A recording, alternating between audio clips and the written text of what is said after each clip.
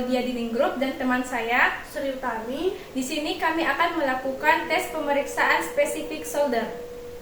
Sebelum saya memasuki pada pemeriksaan spesifik shoulder, saya akan menjelaskan tentang gerak aktif, pasif, dan isometrik. Yang pertama itu ada gerak aktif, di mana ada gerakan fleksi ekstensi, kemudian abduksi aduksi, eksortasi, dan endorotasi. Yang pertama itu fleksi, di mana saya meminta pasien untuk mengangkat tangannya ke atas. Kemudian ekstensi, tangan pasien ke belakang. Kemudian abduksi, saya meminta pasien untuk menggerakkan tangannya ke samping. Dan abduksi itu tangan pasien ke arah depan tubuh.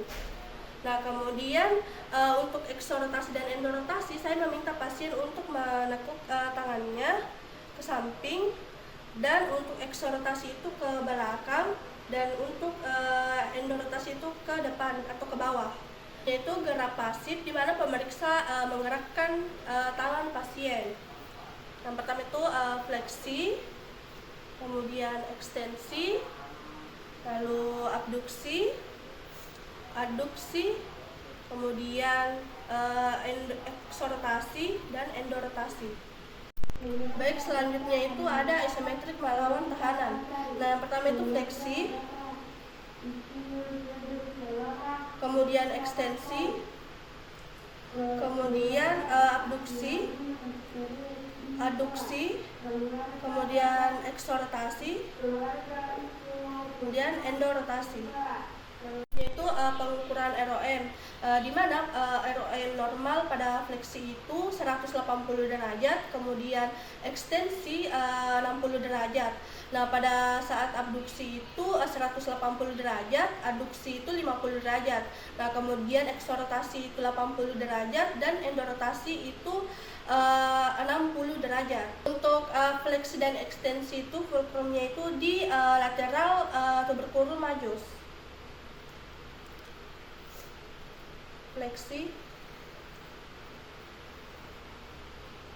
ekstensi.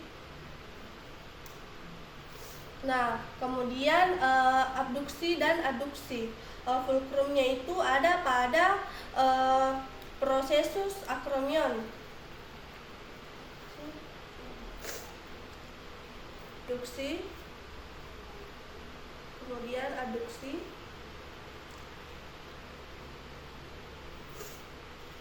kemudian endorotasi dan eksortasi, fulcrumnya itu ada bagian processus olecranon.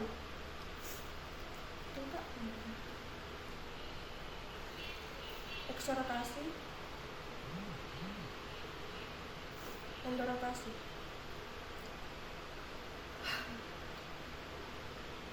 Pemeriksaan yang pertama itu ada irrigation test, di mana tujuan dari tes itu untuk mengidentifikasi tendon bicep, apakah dia bisa mempertahankan kedudukannya di dalam sulcus intertubercularis. Nah, cara melakukan tes tersebut, pemeriksa meminta pasien untuk melakukan fleksi elbow.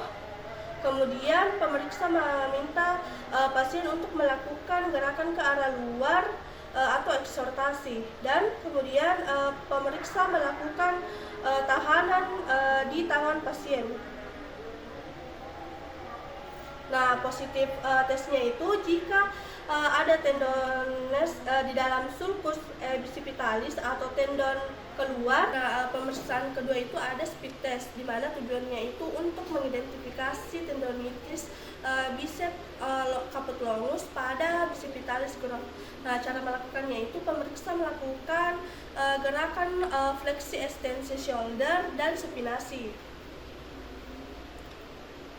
Nah, kemudian pemeriksa melakukan tahanan pada wirs pasien. Nah, adapun positif tesnya itu nyeri pada tendonitis bicep. Nah, tes yang ketiga itu ada drop arm. Nah, tujuan dari tes tersebut untuk mengungkapkan apakah ada kerusakan pada otot atau tendon rotator cuff. Nah, cara melakukan tes tersebut, pemeriksa meminta pasien untuk melakukan abduksi 90 derajat. Nah, kemudian pemeriksa meminta pasien untuk menurunkan tangannya secara perlahan. Nah, positif tesnya itu jika timbul nyeri, pada gerakan tersebut. Dan tes yang keempat itu ada supraspinatus test, di mana pemeriksa meminta pasien untuk melakukan abduksi 90 derajat. Nah, dan pemeriksa akan melakukan tahanan pada tangan pasien. Baik, positif tesnya itu jika ada kelemahan atau nyeri pada gerakan tersebut. Pemeriksaan selanjutnya itu ada apprehension, di mana tujuannya itu untuk mendeteksi instability shoulder bagian anterior. Nah, cara pemeriksaannya itu pemeriksa meminta pasien untuk flexi elbow.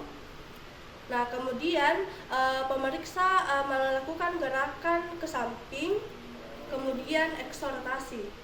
Nah, positif tes dari tes tersebut itu jika pasien merasa cemas ketika melakukan eksortasi.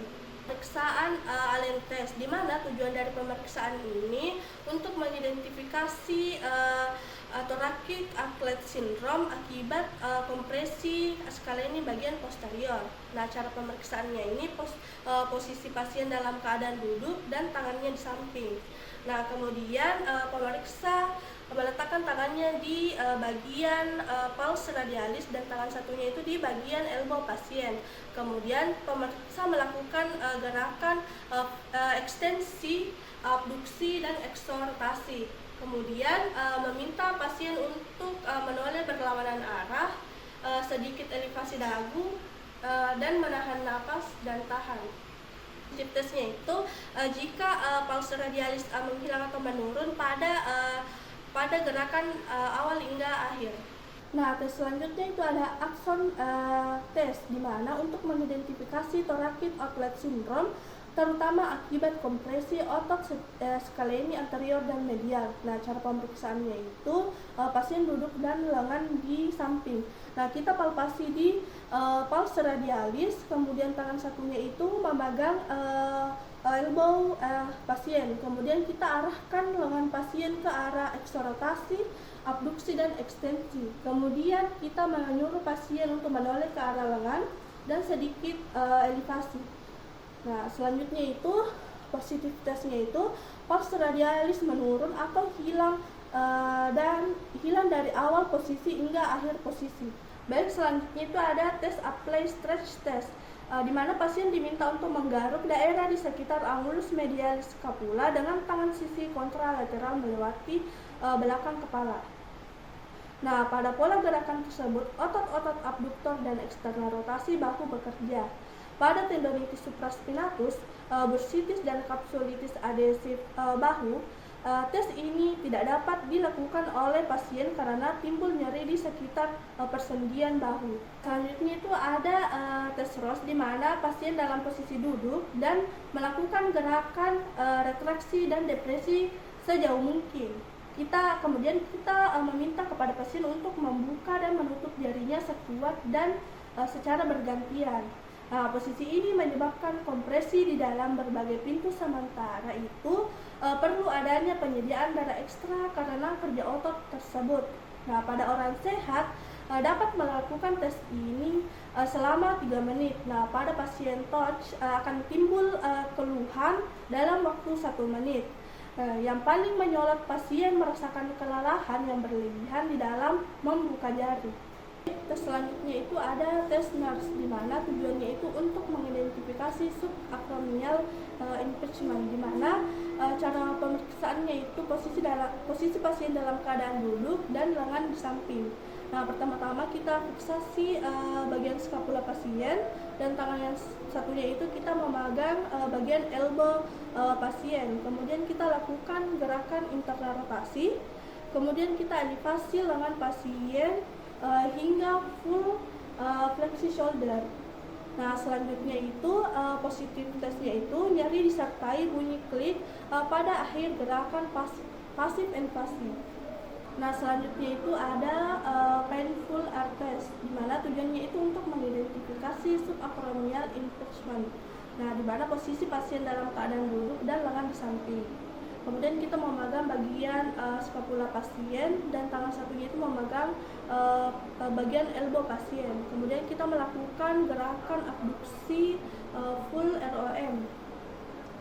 Nah, positivitas dari tes ini yaitu nyeri antara 60 sampai 120 derajat abduksi.